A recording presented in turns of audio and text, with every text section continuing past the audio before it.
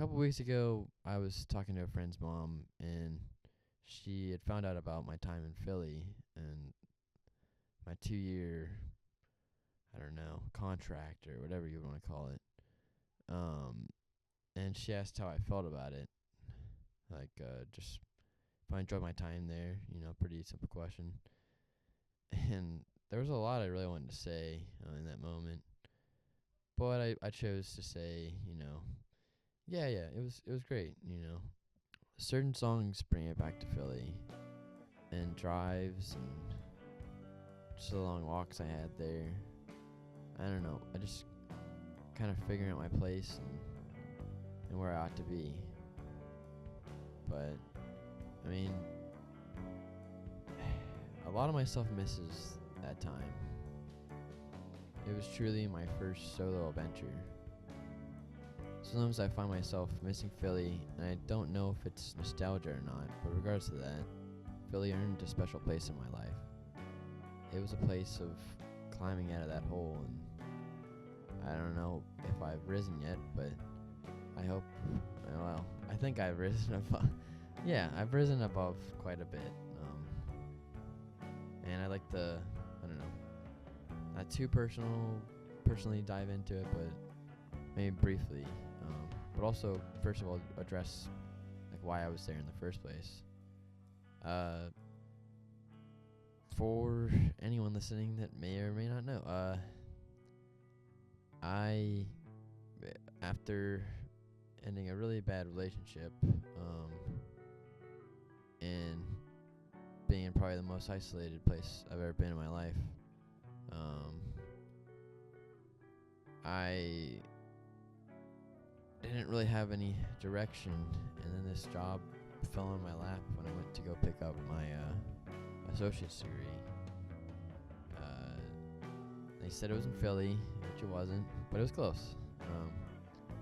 And it was really hyped up and everything. It's at a factory, and I go, and it wasn't what it was explained to be.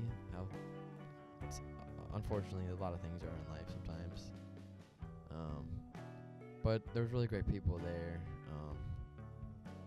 and I just really dug into the work, and I felt super lonely a lot.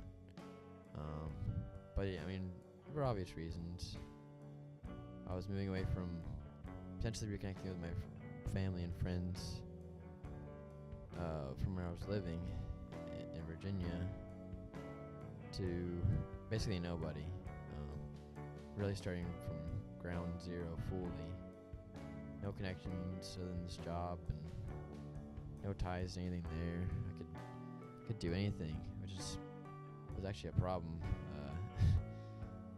As I really overcame this loneliness and great reconnection with friends and family, and was able to talk through some things, I started to develop this immense sense of freedom, and just freedom to, I don't know, it was kind of the first time in my life where I was like, I guess that's maybe just part of growing up and, I don't know, becoming a responsible adult. I would at least explain it to be that. But I was able to, I don't know, be like, oh, I want to go visit my friends this weekend. And the job was really flexible because wasn't much going on with it, unfortunately. But I hoped there would have been. Great people nonetheless. I don't know. I'm kind of getting lost in the whole point of the video. I guess just really get to the main points I want to make. So some background about Philly. I visited there in March 2022 for a concert, and I don't know if I really fell in love with the place, but there's something just brought, I felt like I needed to be there at least one part of my life for some reason.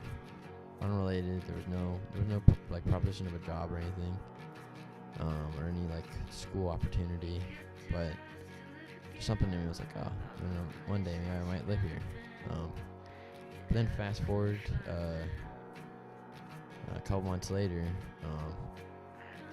and for me, my world ended. My relationship ended.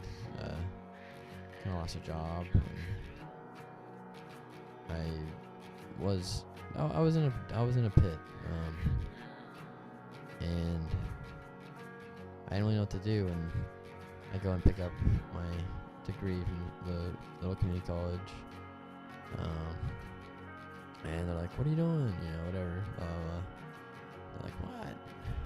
You need to go do this job because you'll love it, and it's in Philadelphia or near, for that matter." And I was like, "What? That's weird." Whatever. But I didn't really think of the coincidence of that. Then I was just kind of like, "Yeah, whatever. I'll do whatever." You know, I didn't really care. I think there was a little bit of excitement in myself, but sometimes I think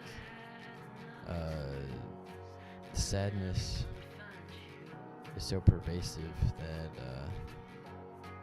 it prevents you from opening your eyes to really what's in front of you, and really makes you ungrateful. At least for me, it did. I got there. I kind of worked as much as I possibly could, even with the job being having direction and then being directionless as it went on. A lot of things went bad. I got injured at work, and pay was not what it was to be described as. But there's a bunch of other stuff. That doesn't really matter. What matters is I took the initiative to do it and gave it a chance. But yeah, time goes on. I give them a year. You know, I sign on for a year with them, and especially with this lease. That's really my official contract. Is I got a lease for a year, and I'm gonna help this company possibly do something, which we did and didn't, you know. But yeah, I go, and they things don't really get better at the job. It just hits a plateau for way too long, longer than I'd like. And then I decided to do improv before that end of my lease, because I'm like, well, let me try this out, because, you know, I try that out, and I'm like, it goes great. I do like a performance, and it was just a class. It wasn't like I joined a troupe or something, which I actually thought of doing, but I didn't really connect. It didn't really click at that current moment. But I wanted to, like, I don't know. I liked the idea of it. So I was like, I'll sign again and maybe just move creatively, because during that period also I was building up to releasing my first ever short film that I wanted to make for years and years and years of just being stunted in my creative expression. And then also, I mean, I eventually made the short film, The Waterman, and I made Marty and Marge, and started my, I don't know, journey to just making stuff no matter what, and hoping to improve. And the job facilitated that. I liked it. I didn't really garner a lot of connections with Philly. That was the only thing that really didn't keep me there. But I mean, within a couple months or month or two after signing on the lease, I regretted it in a way. But I was like, oh, but there's so much opportunity here, and just in a bad spot. And honestly, I'm surprised that I actually was able to complete all I did in that year, 2023, in the fall, because I was constantly plagued with, like, should I move back home? Because at this point I was going back and forth to home, to Philly often. I didn't even call Philly home, even though it was. I did sleep there, you know, more nights in a week than I did at my current home, now back in Virginia. But I just kept thinking about it all, and I think it really boiled down to what mattered most to me, and I recapped the whole year of, like, or the year and a half at that point.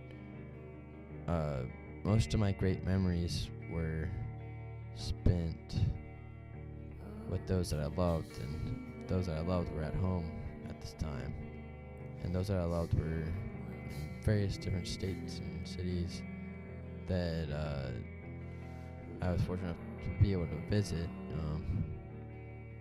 and I'm glad I was able to have that opportunity. But I don't know. I'm kind of rambling now.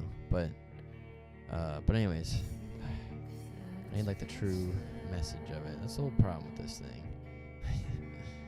But I don't know. It plagued me. There were a lot of great things though. I just remember there was the one point that I wanted to acknowledge with like the whole sense of freedom thing was I never really felt like the sense of freedom. I didn't have any responsibilities for the first time really in a long time.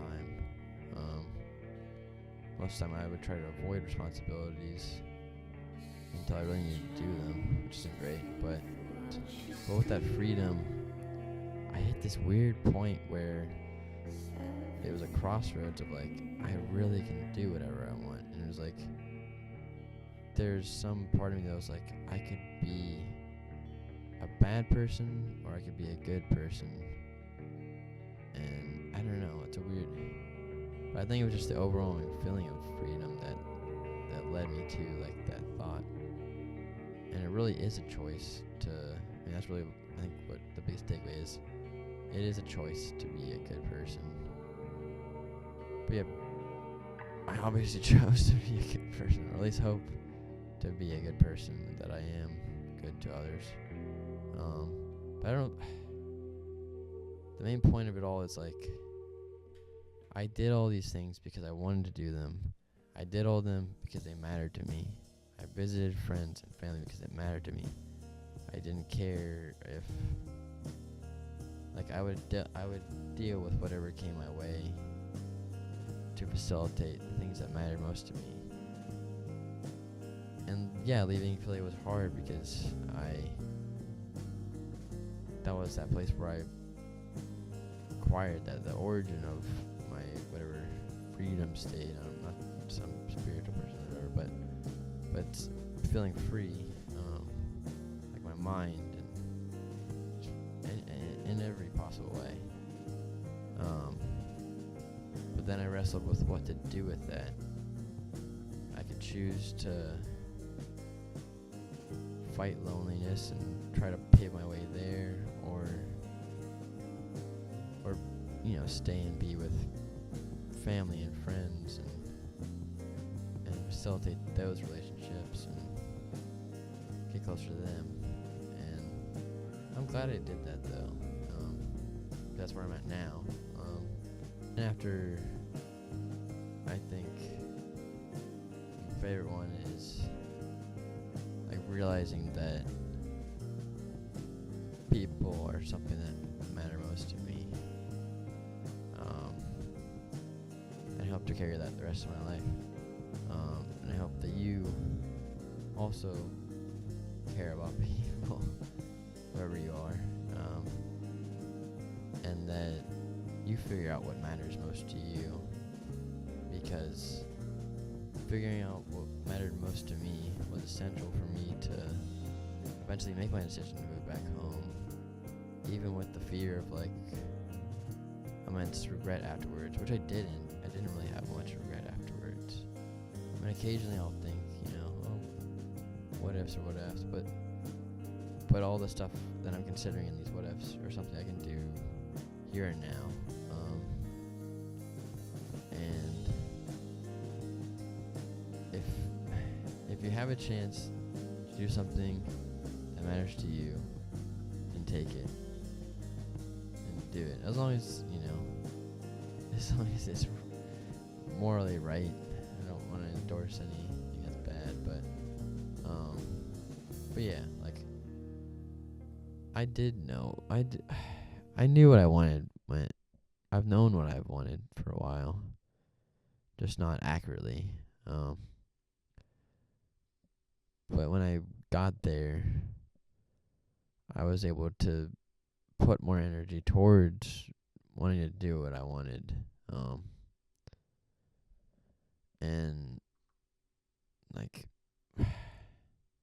it seemed like I traveled every weekend, and sometimes I'm still in that habit of doing that.